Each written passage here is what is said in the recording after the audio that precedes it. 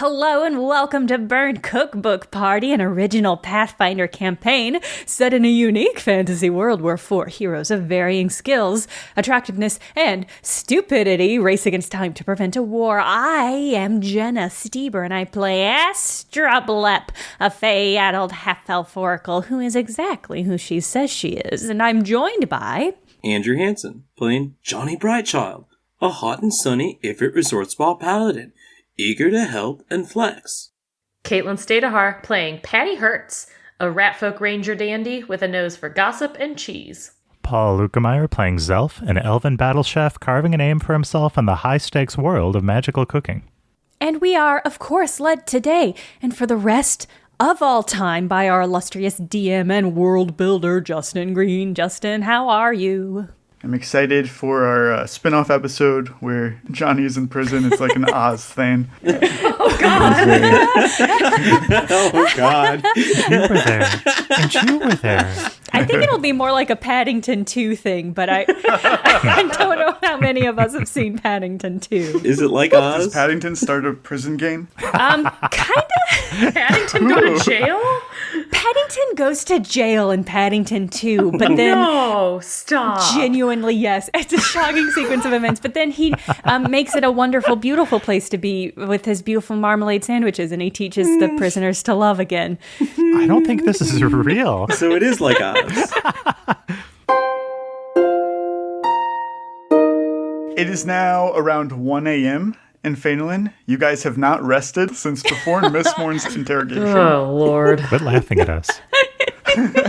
What are our thoughts? Oh, God, what have we done is the question. I think Zelf wants to find some kind of a safe house. The first thing Astra wants to do is ditch Zelf so that we do have 4 separate storylines for Justin to run. Justin's like, no, I usually wake up when this happens. The party is not split enough. No. I'm kidding. Although it would be funny, and I did really seriously think about it. The moment Zelf and Astra have a chance to catch their breath down some sort of dark alleyway, Astra is going to turn to Zelf and say, okay, this is pretty bad, but I've got a place where we can lie low, okay? But you got to be chill, okay? Well, Zelf is on the borderline of a meltdown. He's like, oh, this is where it all goes bad, isn't it? This is where no matter how hard we try and how much training we've done, it just isn't enough, is it? Well, I've got good news in that this isn't the point where it all goes bad because it's already gone pretty bad. Yeah, I was thinking the same. We're over the hump of it being bad. And so it's just bad now. I hope that helps. We've got to get off the street, and we've got to get off the street quickly. And I know a place. And what I want to do is use my disguise skill to disguise us pretty quickly.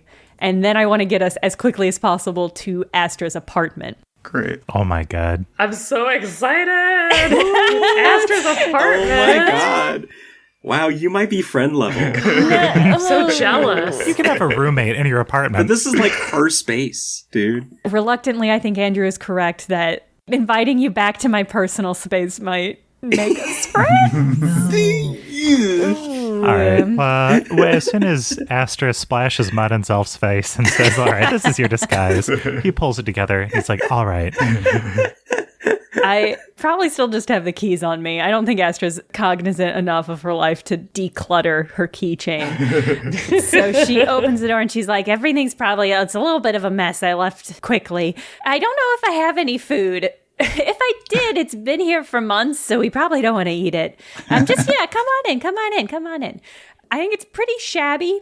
Astra's color scheme is kind of gold and purple is what she really likes. So it's got a really strong gold purple color scheme. She's got like a nice little couch that's clearly like pulled off the street.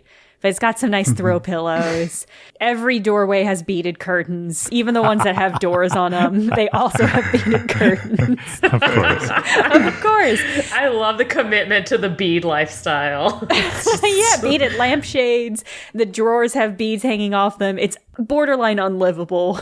Beads on every surface. Yeah, there's bowls of beads, but there's also like fortune-telling shit, like there's a crystal ball, but it's kind of cracked, and there's just like piles and piles of decks of fortune-telling cards, tarot cards and stuff. Oh, man. There's a clear gap in the room where her printing press formerly was. That's just kind of this empty, sad little corner. You know, it's nice. It's pretty run down. It's pretty secondhand, but you can tell she was aiming for a comfortable, bead-heavy life. So she pulls you in and she's like, yeah, just, you know what? The last thing I did in here was pack. So there's clothes everywhere. Just push those clothes right onto the floor and have a seat. Yeah, this is my apartment. Rent's paid up through the end of the year, so I just sort of kept it. You never know how things are going to go when you go off to boarding school, am I right? Well, Zelf is going to run a finger along some countertop. No. Disapprovingly. 4 beads fall to the floor. It's nice. Oh my god. It's devastating, Paul. Yeah, I was just about to say that. Absolutely awful. Staggered. I genuinely didn't know how to respond. Astra doesn't notice that you're being sarcastic. Can I see your kitchen? You're standing in it. It's a hot plate. There's a bathroom down the hall where I get all of my water from. It's a shared bathroom, but it certainly makes the rent cheaper, you know? So just make yourself at home. I don't, there's a little bit of a kind of a corner fridge. I know it's not a full-size fridge like you're used to, but I think there's some condiments in there if you want them. I can just hear the disapproval in Zelf's silence. It's so good. It's so good. Zelf is partially preoccupied by the fact that they just had multiple run-ins with adversaries and lost half their party. So he's thinking about that. He's looking around the room. The last permanent housing he lived in was dormitory-styled in one of the chairman's underground kitchen laboratories. After that, I've been living in motels. I like this lived-in feel. It's a hard cut to Astra's face, and she's just got like this quizzical, sad expression. Like this poor, weird little cannibal man. He says, I am going to use your hot plate. Astra, what are we going to do about Patty and Johnny? Patty was in the tower. Probably Johnny and Patty are in the same place. Yeah, assuming Patty didn't make it out. Which she might have. She's scrappy. I don't have a plan with Johnny, but I've got an idea for Patty, and she reaches into one of the many pockets of her jacket and pulls out between her 2 fingers a feather token of bird. Oh my god. Zelf nods and says, I was really hoping it would be cheese. Astra, I never know what I can say around Patty.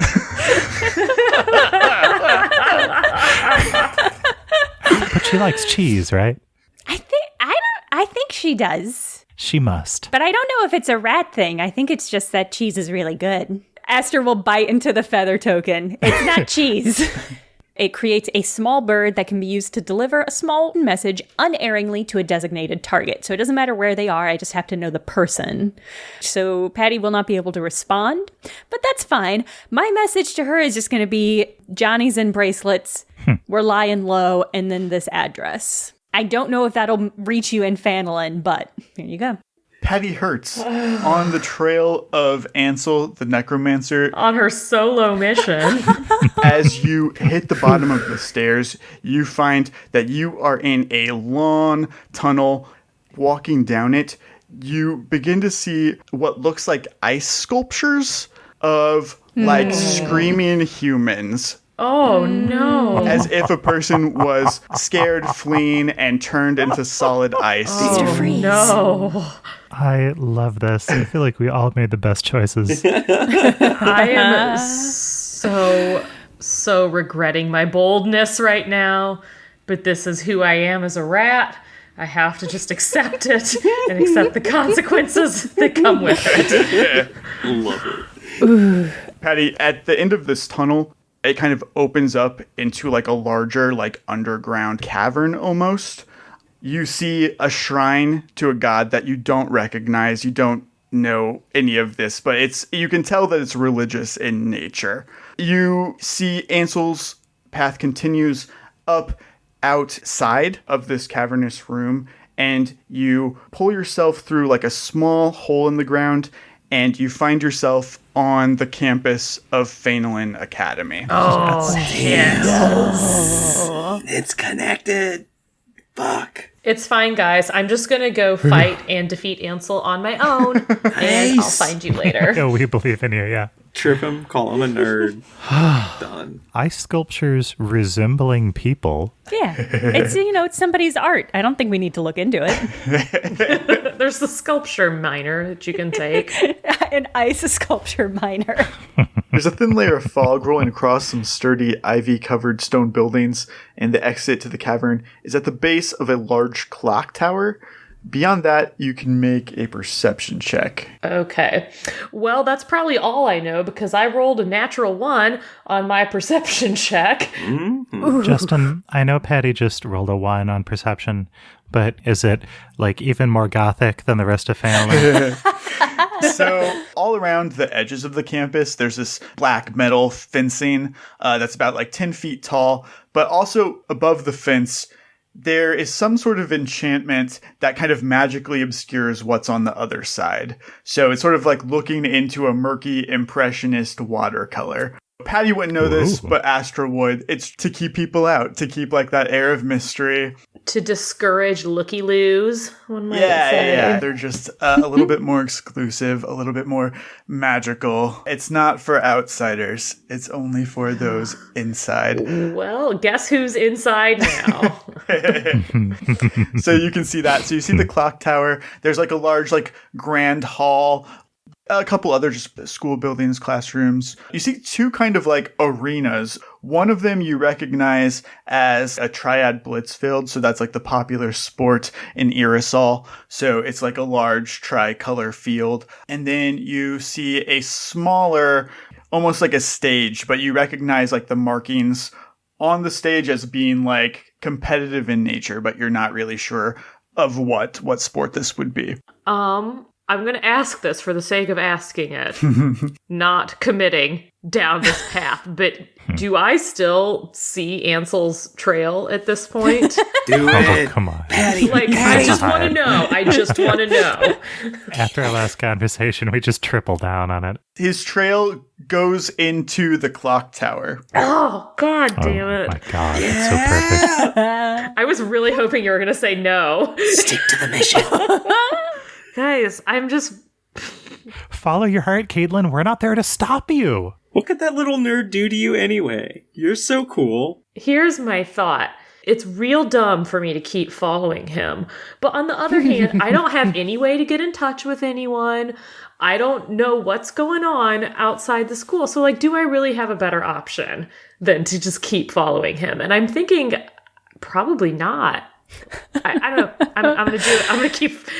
I have chosen my path. I am committing to my path. And I'm going to continue following his trail. Yeah. I love it. This is how we talked ourselves into going into the judge's tower. We were like, well, if we just check it and see if like there's a line or something, then that'll tell us more for when we start planning. And then we just kept on going. This is just a pre-plan. Well, like, what else am I going to do? Just go hang out in the commons and, like, wait for you guys to catch up with me? I mean... Play some frisbee golf. Enroll. Yeah, Do a kegger. yeah. I'm going back to school. Take over the cool girl clique. I'm getting my master's degree. You gotta rush, Caitlin. Start a sorority. No, I'm going to follow his trail. I will join a sorority at Phenolin tomorrow. Are you going into the clock tower? Absolutely, I'm going into the clock tower. All right. The first thing that you're confronted with when you walk through the door is a large memorial. So there's portraits, flowers, and mementos of missing students that people have put together here. Oh, that's sad. Even though it's late, you see a couple students kind of milling around this area, which seems to be kind of an open, like, lounge area. And walking through, you can kind of put together that this is sort of like the dormitory of the academy. You also I love this quickly lose Ansel's tracks in this lounge area where there's multiple students moving around here and living here. Well, I'm kind of relieved to hear that, honestly, because I didn't want to keep following him into some dark corner somewhere and end up having to fight him by myself. I think Patty's gonna, take it all in, and she's gonna walk up to the memorial for the missing students and remove her beret, hold it over her heart, take a good look at the faces of her missing comrades, and she's gonna kind of look around at the other students milling about and just see if anyone else is feeling the moment, the gravity of the situation right now. Yeah, for sure. You kind of lock eyes with a half-elf girl who is sitting on one of the couches nearby, and she walks up and goes, "Do you know somebody that's been lost?" Oh, not specifically, but I consider all of these fine young men and women and elves and gnomes and whatever they are. And I consider them all my people, my family, and I feel such a connection to each one of them. I know what you mean. Phelan Academy is such a tight-knit group. It's crazy to think that we've lost so many of us now. She kind of looks at you again. She goes, sorry, are you a new student? I am a visitor to the campus. It's lovely to meet you. My name is, Maddie, and I'm on a campus tour today. What's your name? Isn't it like 2 a.m.? Make a bluff check for your campus tour at 1 a.m. This is gonna go great for me. I can't believe you didn't say yes. Okay. I have a 17 on my bluff check. She kind of nods. She's a little confused, and she goes, was it like an overnight tour? Don't worry about it. But yeah, I'm Maddie. What's your name? It's so nice to meet you. My name's Sasha. Sasha, have you lost someone that's memorialized on this beautiful wall here? She nods and she points to a photo of a group of friends in the picture. Sasha has like her arms around this girl. She goes, yeah, that's my first roommate when I was a freshman here at Phelan Academy. She's been missing for 6 days now. They think that maybe it's the goblins. Oh my gosh, that sounds terrible. I hadn't heard about that. What makes you think that goblins are involved? There's a tribe of goblins that are fanatics against magic in general. Huh. They don't believe that magic should be allowed to exist. Normally, they're not very organized, but, they warn you, don't let your familiars go too far to the edge of town because they might take them. But, they've never taken students like this. Super grim. Oh gosh, that's terrible. That's terrible. Patty's getting a little torn at this point because, we've been operating under the assumption that Ansel is causing these student disappearances. But now we've got this goblin scenario. I think I'm going to prod her a little more. I think Sasha and I are getting on pretty well.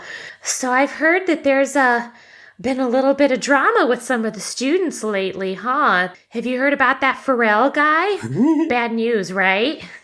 You're so smooth. She says, Maddie, if you're going to fit in at this school, I'm going to have to teach you a couple rules. And so she starts sort of like a montage that is in a lot of teen movies. So you had your makeover montage. Now you're having your going around the school, getting introduced to all of the cliques. Who are the cool kids and who are the uncool kids montage? Where do we sit in the cafeteria? Cultural immersion montage. In Phelan Academy, the school of magic that you're in determines your status. Like, the transmutation kids are like the jocks. And the abjuration kids are like the student council. She's just telling you, these are the people you want to stay away from, blah, blah, blah. And she gets like, the necromancers, they're always a little weird and antisocial. But Ansel Farrell, you probably shouldn't even mention his name around here. Bad news, huh? The worst. Like, he really made the academy look bad. And that's not something that they really stand for. Oh, yeah. Super uncool. Super uncool. What a nerd. Patty's just kind of taking this all in. God, she has so much fun information and no way to get it to her friends. She's like, do you have a place to stay, Maddie? Did they set you up with that in this tour? You know, I have to say, the tour has been a little lacking. You gave me a much better idea of what the school's like through that cool montage than my tour guide, wherever they wandered off to. I don't know, who knows? It's not the best service. But no. I mean, do you think I could crash with you? It's been really fun hanging out with you. Come on. Yeah, absolutely. And she takes you up a couple flights at the clock tower. And she lets you into her dorm room, which is like just a one-person dorm, like, because now that she's an upperclassman, she doesn't have to live with anybody else. And, Damn. But she sets you up like some blankets and stuff on the floor and says, I'll give you an even better tour in the morning. Oh my gosh, Sasha, you are thebomb.com. I have to ask, are you in a sorority? Yes. Because I've been thinking about rushing, and you are awesome. She's like, girl, just wait. I'll show you sisterhood you can't even imagine. Oh, God, now I'm afraid of Sasha. Okay. Terrified, yeah. Oh my God. Her witch coven. I feel like that is basically what a sorority at Phaedon Academy is. Yeah, it's the craft. God, the girls in the craft were so fucking cool. I would join that sorority in an instant. Come on. God. Johnny Brightchild, you have been arrested What? and taken to a small holding cell within the court of the Archmage. He's a good guy. It takes pretty much all 15 of the court arbiters to get you in there. Even with Johnny not resisting, it takes Right. 15. Man, it sure would be great if I was helping you move myself, but I guess I just can't, right? Dead weight. Bro, I love crowd surfing. See, I was imagining it was like moving a couch where you need people at different angles to sort of wedge him in. Yeah. Try to tilt him. No, the other way. I don't think that angle's gonna fit, man. Like, ow, no, ow. I'm just imagining it like when you're trying to like put a shoe on a baby and the baby is not able to cooperate and it's just kind of there. You're trying to jam the shoe on. It's all of those things because they've got to take the armor off me too, right? And so I'm not helping them. God. Is Johnny the baby? Johnny is the shoe. And the Chelsea is the baby. Okay, I got it. Like, you guys know I'm a paladin at Gavilan, right? And I worship the demigod Mjolnir, the cat demigod of Gavilan who's like around here. Is there somebody from that disposition I could speak to? Also further, I'm a representative of Shadow End, so like, I understand you're all doing your jobs, but like, I also gotta do mine, so move along. Move along. The guards have kind of went back about their everyday lives. They're half listening to you. They're like, yeah, we'll get Molney out here tomorrow morning, buddy. It doesn't have to be Molney. I know he's super busy, but like somebody from like my chapter and priesthood should know that I'm here because like I think you guys are holding me illegally without cause. And like that's not very lawful of you. I'm getting a lot of like my dad's a lawyer vibes from this. My God's lawful good, so You can't hold me here. Yeah, like I think it's kind of crazy that I'd be breaking the law. Like you guys didn't even really follow proper procedure. Like can I like file a report? how does Johnny feel about the knowledge that Zelf and Astra just kind of left him here? Oh, I don't think that's really on his mind. What's more important in his mind right now is that there are people working within a bureaucratic system of law that are not following it properly. And it's really grating on him. It's like very obvious. You're not following procedure. You guys are like doing an injustice. Like this is really crazy. But like I honestly think it's all a misunderstanding. If you guys don't want to deal with this or make the call, I understand. But like I kind of need to talk to somebody like really fast. Like time is seriously of the essence. Like people are going to die. I'm like allowed to be here. At this point, you all thankfully can heal, rest, reset your abilities and spells. What does Zelf use the hot plate for? Oh, man. Zelf has got a bag of holding, basically. It's a handy haversack. So he's got to have non-perishables. So probably some noodles. Oh, yeah. Or beans, something like that. He makes a nice herbed soup. Wow. There's nothing more appropriate for a hot plate than some ramen noodles. Right? Okay, yeah, no, that's a good point. So, yeah, he'll make some spicy noodles. Just cooking helps him think, and it helps him to keep from his anxiety peaking. So he does that for a while. I love the fact that Zelf has a bag of holding, an incredibly powerful item, and is using it for groceries. It's his material components. Patty, in the morning, you wake up in a pile of bedding on Sasha's floor. You are momentarily disoriented, but then you see perched in the clock tower window of her room is a small bird. Yes. And that bird says, Johnny's and bracelets. And then Astra's address. That is not what Patty was expecting. But, I mean, she kind of knew that there was something funky going on when she found that crushed orb. There was some funny business. So is Sasha still there, or has she left me unsupervised in her dorm room? I think when, the bird squawks and... What happens? Does it, evaporate? I think it turns back into a token. Okay. But the token transforms from, silver to just wood now. So it's not active anymore. Cool. Yeah, when this bird, gives a final squawk, turns to wood, and falls over, Sasha wakes up a little from the noise. She didn't hear any of it, but she's like, oh, good morning, Maddie. Oh, hey, Sasha. Oh my gosh, I slept great. Your floor is so comfortable. Thank you so much. I just realized, though, oh my God, I have a super important breakfast meeting, so I have got to run. I so appreciate your hospitality, though. Oh, you are a real peach. She's like, oh, okay. Well, if you want to come hang out with the girls later, just find me, I guess. Oh, thank you so much for the offer. I would love to. I cannot wait to learn more about your chapter/coven, whatever it is. It's definitely not creepy. But yeah, thanks again. I'm going to skedaddle.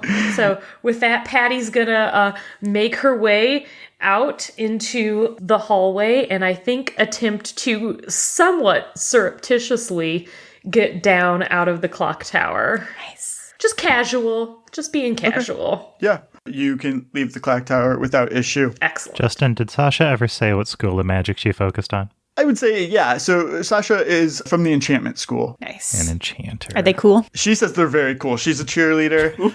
But still goth, right? Yeah. Do you really think Patty would befriend someone who is not cool? Are you kidding me? So now that we're outside the clock tower, I know that Phelan Academy is closed to the outside. Is there an easy way for Patty to exit the campus? Yes. Okay. I was like, am I going to have to escape? You are able to easily leave Phelan Academy. As you walk through the iron gates, the strangely blurry horizon clears up and Phelan, the city, kind of comes back into focus for you as soon as you step outside. Okay, God. I mean, shit. Is there anything else I want to do while I'm in here? Oh, man. I really want to regroup. I'm really scared by myself. Patty's starting to lose her nerve at this point. She's kept up her facade for long enough. She's going to go ahead and leave and head towards the address that Astra gave her. Patty, you're kind of a distance away. You're on the opposite side of Phelan from where Astra lives. So you have a little bit of a trek. And while you make that, I will check back in with Johnny Brightchild. All right. You wake up still locked in the holding cell. However, you do hear a familiar voice, kind of parodying the exact thing that you said earlier. You have a paladin of Gavilan locked up there. You recognize that Castian instantly. Instantly Castian. Fucking of course. I knew as soon as you said that. That was awesome. Hey, this guy. It's another NPC that no one likes, but Zelf really likes him. You hear him long before you see him, but eventually Castian, who is accompanied by 2 arbiters, and High Mage Windhorn approach the cell that you're in. The arbiter steps forward and unlocks it, and you are allowed to step out. I nod deeply and respectfully to Castian, and then I stand at attention to Archmage Windhorn. Because, like, I haven't been uncuffed, right? I've just been lit out, so. As soon as you step out, the 2 arbiters get to work undoing the manacles on your hands and on your legs. I would like my stuff back, please. Yeah, Windhorn kind of nods to the arbiters, and they go about getting that for you. Windhorn apologizes to you, Janni. He says, I hope you understand that the situation looked pretty suspicious last night. I had to put my own safety first. Archmage Windhorn, I have to apologize honestly. Sitting in the cell gave me a chance to, like, reflect and chill out. And, like, I understand that, like, sometimes I can come on pretty strongly, like, kind of hot. And, like, probably, like, late at night, entering through your, like, security locked door, like, barging in, telling you about, like, a massive conspiracy that threatens everyone in your city under your protection probably does seem kind of crazy in perspective. Yeah. Like, I can see how it's your duty to be skeptical. It's just unfortunate, like, that this misunderstanding happened, though. Castian explained the situation to me. I had no idea that, you were taken captive by Patty Hertz. But Oh, that motherfucker. What? But now that I know the situation that you were in, I'm more sympathetic to you. I hope that giving her a second chance a few years ago would have really helped her get on the straight and narrow. Well, I mean, like, what? I don't know if that's right. Castian, what? He says, don't worry about it, Janni. Let's get on the road. Oh, man.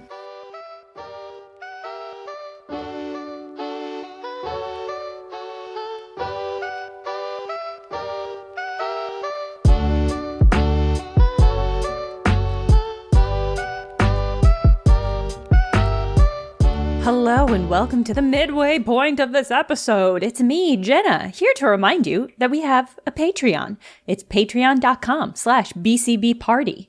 Joining gets you access to, like, some pretty awesome Justin original world building stuff, like a breakdown of the world's pantheon of gods, the Ella flute stat sheet, content that was cut from episodes, and more. That spooky Fae Forest audio I made for the last episode, yeah. That's up on Patreon at full volume, and you can actually hear me whispering the names of Patreons as I try to lure them nowhere. So I tried to lure them nowhere, but I hope I lure you to our Patreon. But besides all of that, your support helps us independent creators continue to make this show that you enjoy. And you subscribing to the Patreon is literally what allows that to happen. So if that's something you can manage with your budget, please do consider putting us in your roster of subscriptions. We'd really appreciate it.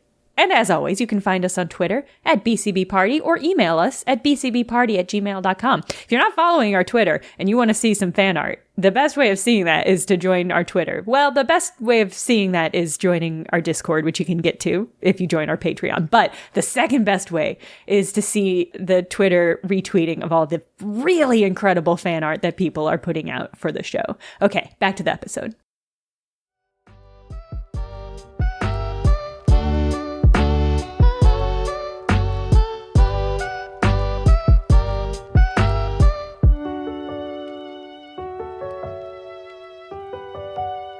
So you're returned your weapons and your armor, and then Castian kind of walks you out of the court of the Archmage. He's, just running his mouth. He's like, I wish I could say that I was shocked that your teammates abandoned you, left you behind to pay for crimes that they committed, but I guess it was only a matter of time before you became dead weight to them. What? Oh, I hate him. Whoa, Castian, I think you've got some, like, bad blood between me and my roommates. And, like, do you want to air it out?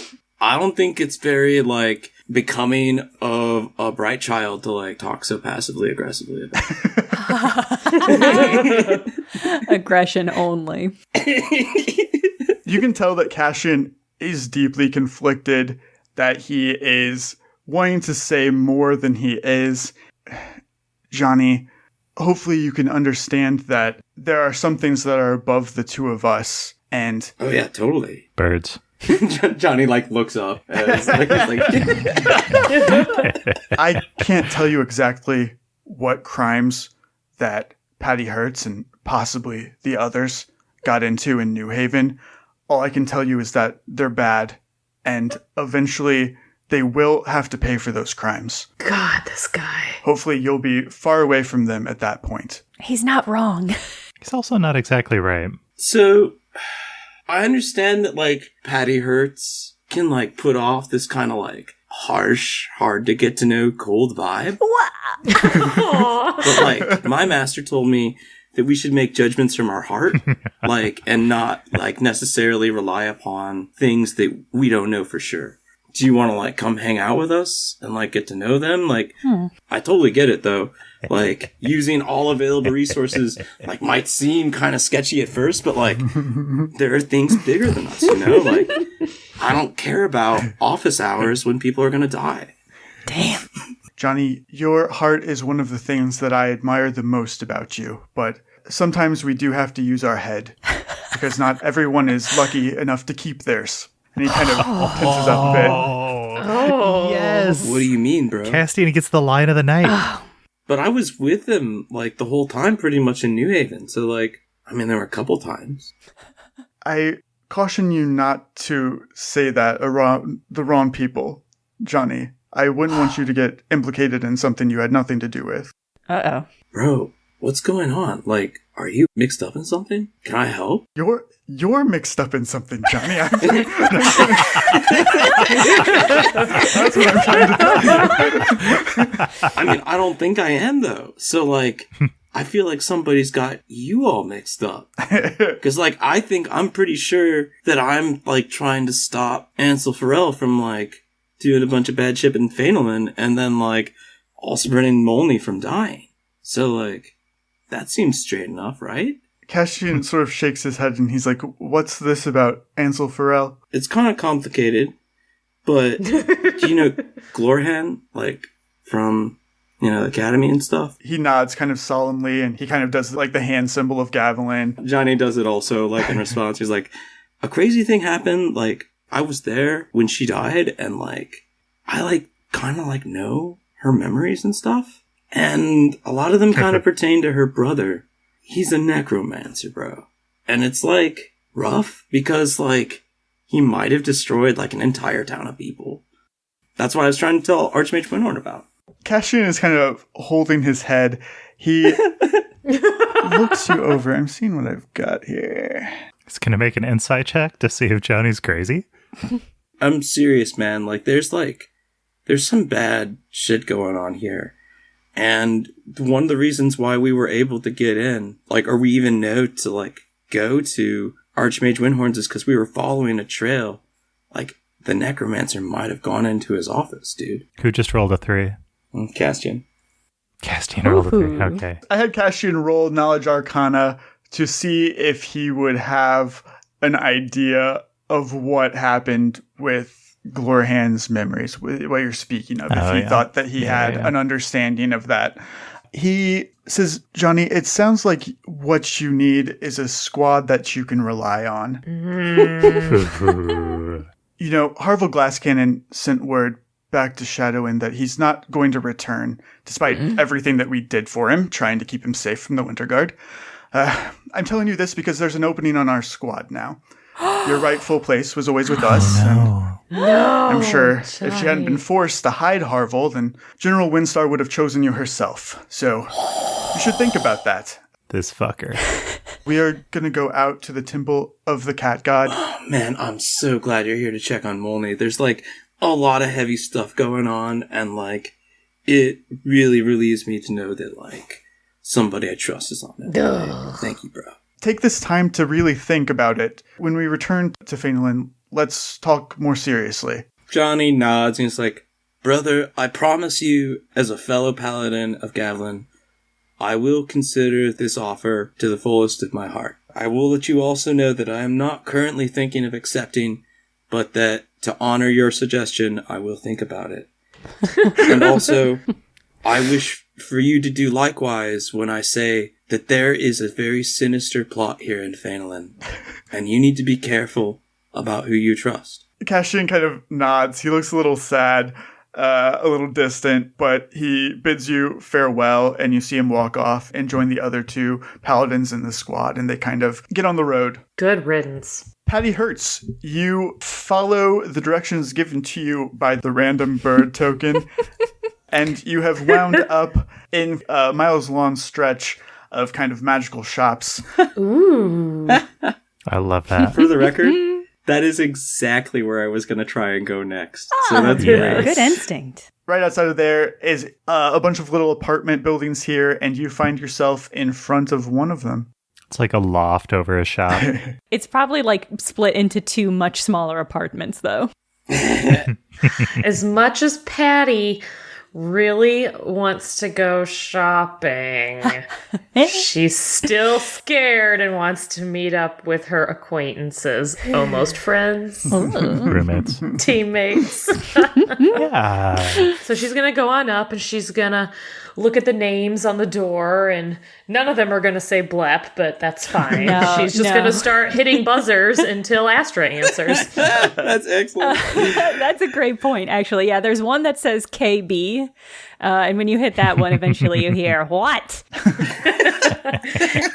girl, it's me. I'm scared and I want to come inside. Will you buzz me up? You hear the sound of a window opening, and you see Astra stick her head out and look down to confirm that it's you. And she's like, yeah, I'm coming down, I'll get you. God, well, Zelf is full paranoid, so he says, is it Patty or is it just someone who sounds like her? It looks like Patty. It sounds like Patty. It looks and sounds like her. Yeah. All It's right. a different rat girl. That's 2 out of 3. And so, do you have magic that you can do? I'm going to go, she's waiting. I'm going to go get her. Okay. So this is my apartment. Oh, it's very beady. That's exciting. Exactly what I was going for. Thank you. So guys, where's Johnny? He got put in prison. Oh boy. It comes down to our most important mission yet. Patty, Zelf, we've got to do a jail heist. We got to break him out. It's what I did. It's not what Johnny would want, but it's what Johnny needs. Oh, it's absolutely what Patty wants. Well, Zelf nods, and he starts organizing his cutlery. He says, all right, we need to find where they're holding him, and we need to find the time that they're going to transfer him to Bitterhold Dungeon so we can intercept the caravan. Patty's rummaging through her knapsack, and she's like, All right, I got my remote demolition bomb. I got my chroma grenades. I got my smoke pellets. Oh, we're set, guys. Okay, and we've got my ability to lie and distract. I've got all my magics. I think we're going to be able to do this. I think we've just got to go encase the jail. And And then blow it up. that's right. We can just blow it up. We don't have to wait for anything. Oh, Patty, you've done it I again. love this plan. Good plan. All right. Do we need to stock up on any goods from the market before we go out? I actually do need to get, I need a new feather token bird. I used my last one. I'm sure he's not in any imminent danger, and there's plenty of time to just maybe we just swing by the shops on our way to the jail. I mean, if I know Johnny, I bet he put up a hell of a fight, probably throwing fists and kicking, and I don't think he just went with them willingly and then sat in a cell and said, Oh, no. I need my lawyer. And he's like really strong, like and big, and yeah, I'm sure he's fine. He's fine. Okay. Like, yeah, let's go down to the market and stock up. Excellent. And Johnny, that's where you were wanting to head as well? After I file complaints about failure to follow procedures in emergency situations, fills out a form in triplicate. how is a quality system ever going to improve? Anyway, so, and then he'll go to the wizard's market. In his mind, he's like, okay, help me, Glorhan's memories. Wait, he's like not very good at hiding the fact that he's a necromancer. So if I go to a bunch of wizards, and so his plan is to go to the wizard's market and start quoting some of the poetry that Glorhan remembered. I'm looking for a guy who might be talking about masks in the rain. Like maybe some sort of like dark miasma that like suffocates seeds. Wait, Johnny, do your memories tell you what Glorhan thought of this poetry? Oh, man. Justin, do they? I think Glorhan was always very supportive. Even though she found it trite, she thought, everybody has to start somewhere. That's sweet. Oh. She hoped it was a phase. Just pleased to see him like thinking about the world in a different way. I want to encourage it. That's nice. I don't like that. Sometimes people do wear masks. He's not wrong about that. You probably know that Glorhan is actually like an extremely talented poet, but she only writes poetry for herself in her journal. Oh my God. She doesn't share it with anybody. Oh no. The Wizard's Bazaar is like a mile-long stretch of carts and caravans. It's like a farmer's market, but all of the farmers are wizards. I imagine like Pike Place in Seattle. So it's like multi-level, just like a maze of little shops. All manner of magical implements can be bought here. You've got your spell books and potions, or whatever you can think of. Janni, your method was to go around sharing poetry. The other three of you, what were you thinking of doing here? I mean, I just wanted to go shopping. I was thinking of trying a gather information check to see if there was news of any kind of fight at the tower or news of somebody being captured and imprisoned. He wants to know what information there is around town to try to begin building some context for when they go do their jailbreak. Cool.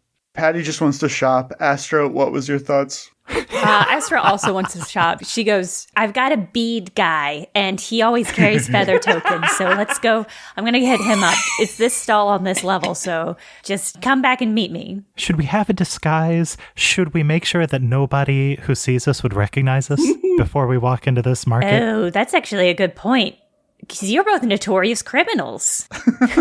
Well... And I'm just Astra Blep. Alleged criminal, thank you very much. I was acquitted. That's fair. And Zelf, we don't know. I actually don't know what happened to your trial, but you're here now. I was a witness. Okay, so some atrocities. All right. Well, I've got a fake mustache for you, Zelf. Perfect. Patty, I've got one for you too, but it might not look right because of your fur. So... You know what? Just dig around in those piles of clothes on the floor. Something in there will be good for a disguise. Costume closet. Costume floor. Oh, yes. Patty's going to start digging around. She's going to use some fabric to change her beret into a turban. Whoa. And is going to make it very high, like a beehive hairdo. Love it. She's not going to put on pants because she's not going to stoop that low for the sake of a disguise, but she'll drape some cloths around her, kind of toga style, so that she's not quite as recognizable. We know things have gotten bad when Patty stoops to wearing pants for a disguise. We're not that bad yet, guys. We're not there. High stakes. If you guys want to make whatever roll goes with your plan, perception, diplomacy, disguise. Roll for shopping. I'm making diplomacy. I'll roll disguise to help people out, just as an aid. I got a 13 to help. I guess since I am disguising myself, I should roll disguise. I rolled an 11 for a 19 on my diplomacy to gather information about a flamboyant necromancer. Looks like I have a 19 on my disguise as well. Nice. 19 club. I got an 11 on my diplomacy for gathering information. All right. So the four of you head into the bazaar, each with your own mission to accomplish. Astra Blep, you are able to purchase the bird token that you were looking for sure. Excellent. A lot of the merchants here know you by name. A couple of them sell your books. They will wave at you as you come past. One of them's like, look who it is, Astra Blep. Thought you were maybe too cool for Phenolin now. Wow. They all have seen you at the Aeropeak competition and things like that. What can I say? Astra Blep's moving up in the world. It's the brain gremlins. Yeah, one of them stops you and is like, hey, if you're still in business, I had a lady come through last week and buy the last 3 copies of Brain Gremlins I had. Oh, did she leave a name? No name. But do you think you can do a rush order? Like, Academy's hosting a Blitz game tomorrow, and you know that'll bring in the rubes. I mean, the potential customers. I know exactly what you mean. I can't print any new ones, but, I have a box kicking around back in my apartment. How many did you want? I'll take like 20. Okay, give me the money now. I'll swing by. Fuck. I've just made my purchase, so I'll drop the box off in the next, hour or so. About what do you charge for your books, Astra? Let me check in my inventory for the book that it's based on. This is based on an actual Pathfinder item called the Book of Puzzles. And those go for, those sell for 50 GP. That's crazy. Ooh. That's a lot. Spendy. The poor peasants. Yeah, this is a shitty ripoff of that, though. So in order to undercut the market, she probably sells them for they're really poorly printed. So probably 20 GP. Okay. The profit margins on that, though.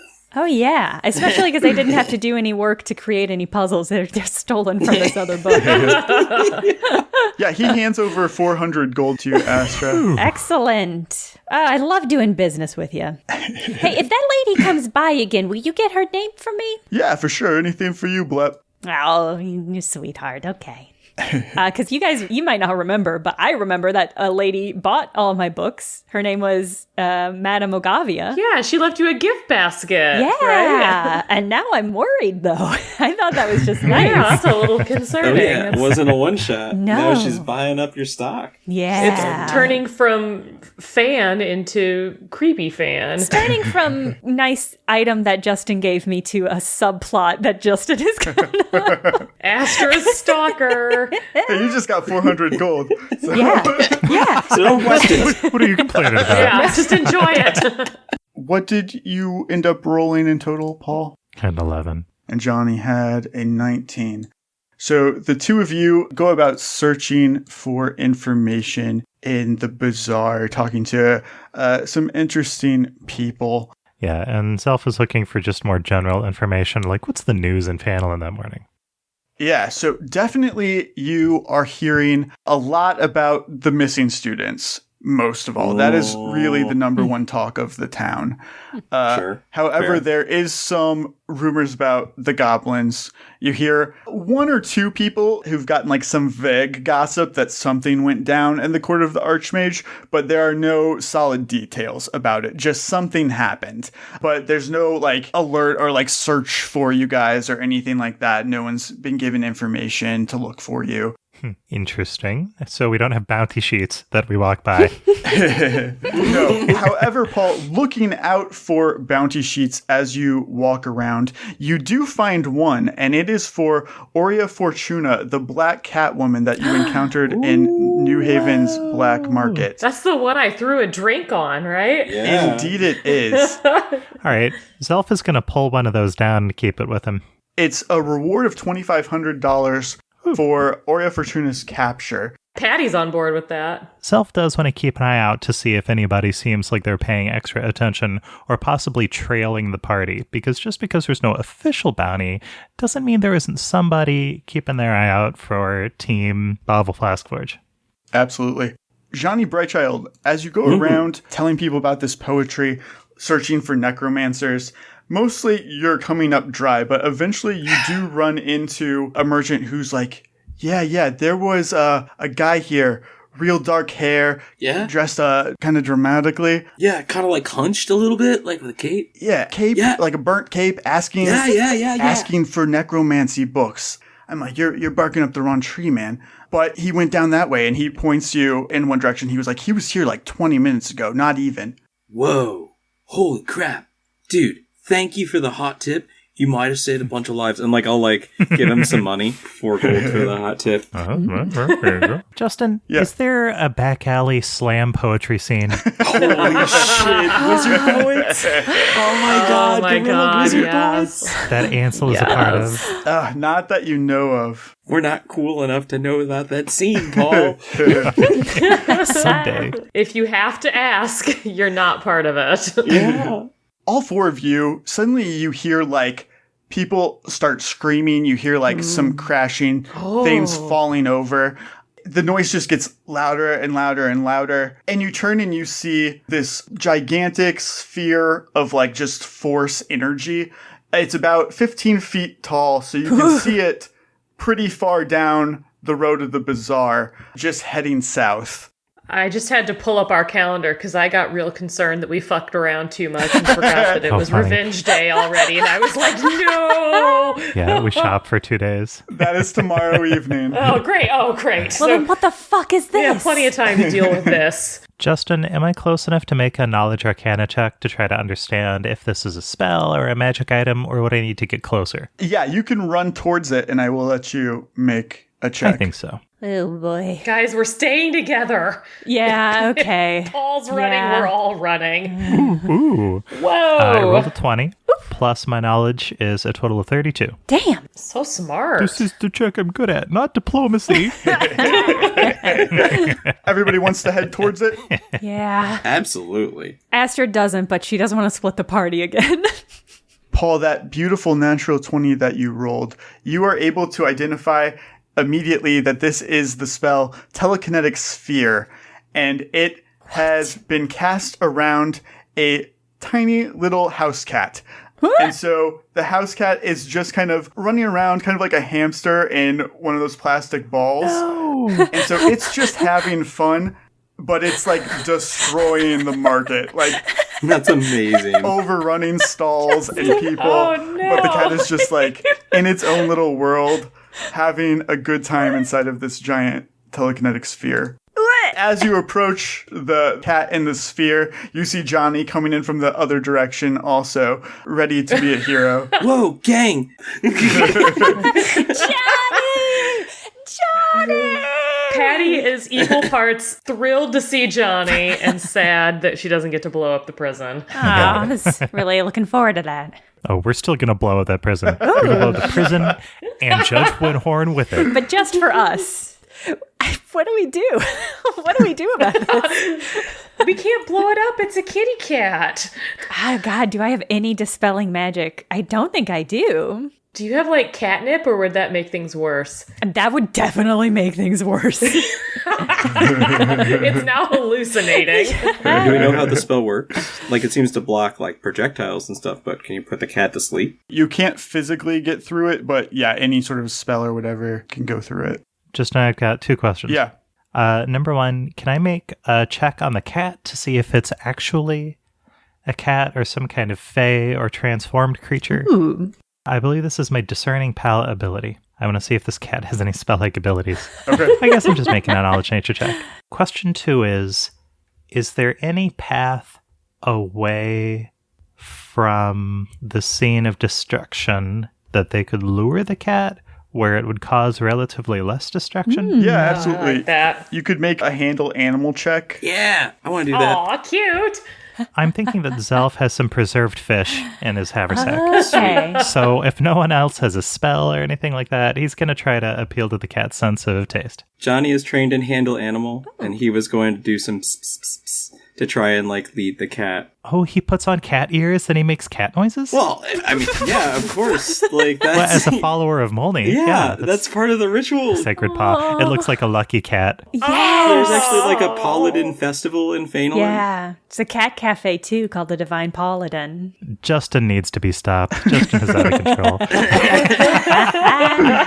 See, I was imagining like a giant feather on a giant stick, but I like this better. It has to happen in phases. The cats lose their interest and they're fickle, so you have to, like, use all of the techniques, you know, like a little wispy tail with a feather on it, you know, a little jingly bell. A laser. Some crinkly. Yeah. I rolled a 1 on knowledge nature. I don't know what cats are.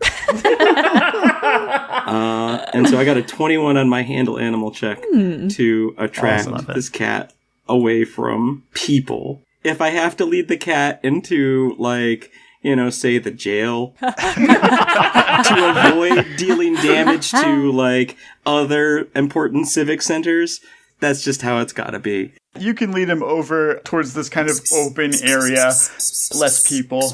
And with that handle animal check, you have got this cat's attention. You are not just a paladin of Gavlin, but a follower of Molny, the cat god. Yeah. So cats love you. I have to. Otherwise, you don't get to be a paladin. Oh my god. I can't even deal with that. Catboy Johnny. It's maybe my favorite variant yet. These are some of my sacred garments, Astra. Like, and he like takes off his whiskers and his like ears and like delicately folds them. Sacred garment.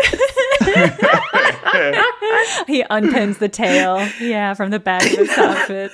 Does the cat just chill? Like, have we captured its attention? Oh yeah, it's super interested in Johnny. Briefly. Follows him out of the bazaar to more of an open area where no one can get hurt. It is still inside of the giant 15-foot sphere. Yeah, in the short term, we've solved okay. this, but... Can I touch the sphere?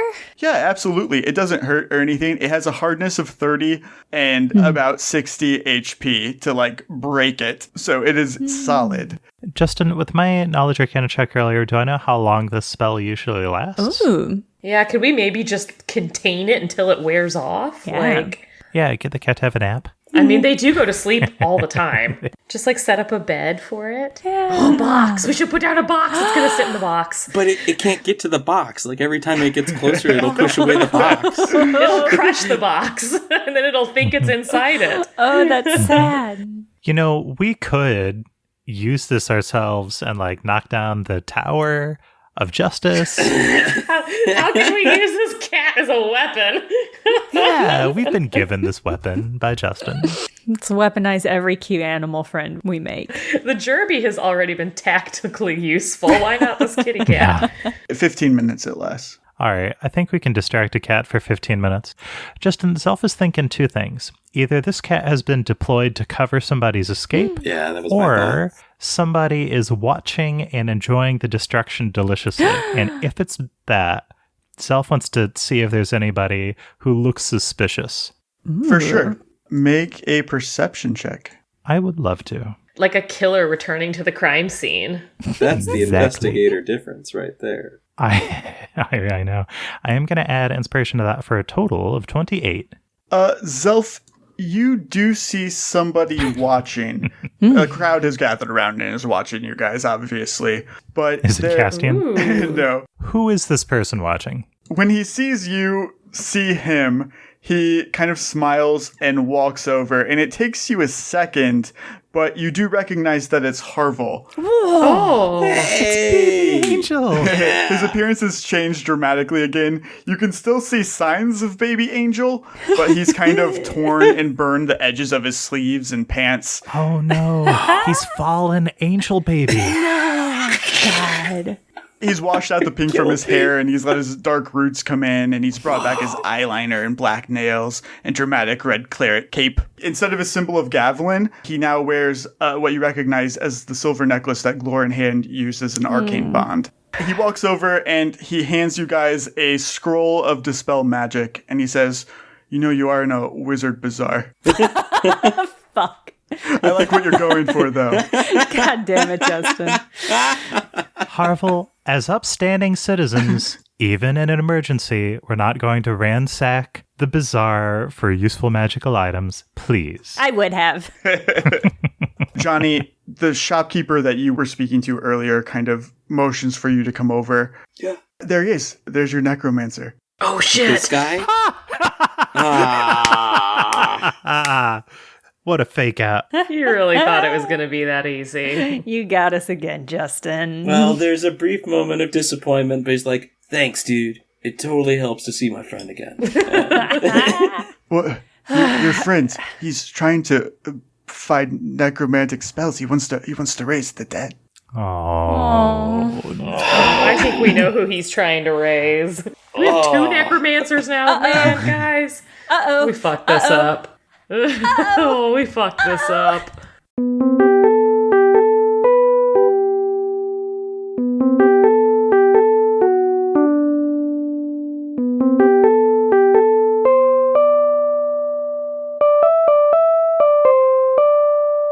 Phew, what an episode. Before I do the credits read, I just wanted to say a special and highly personal thank you to all the new Patreons that signed up recently as a now officially entirely independent creator. It means a lot to me to know that y'all like my work and you like the show enough to support it directly. And for folks who want to support but can't afford to become a patron, just know that spreading the word and getting your friends to listen and leaving reviews, it really does help. Like in the absence of the whole like elaborate PR advertising structure that like TV shows and movies have. That's really the only way a show like ours can find its audience. So once again, for now and forever, thank you. Burnt Cookbook Party is Andrew Hansen as Johnny Brightchild, Caitlin Stayduhar as Patty Hertz, Paul Luetkemeyer as Zelf, me, Jenna Stoeber as Astra Blup, and Justin Green as GM and World Builder. Produced by Jenna Stoeber, and this episode was edited by Justin Green and Caitlin Stayduhar.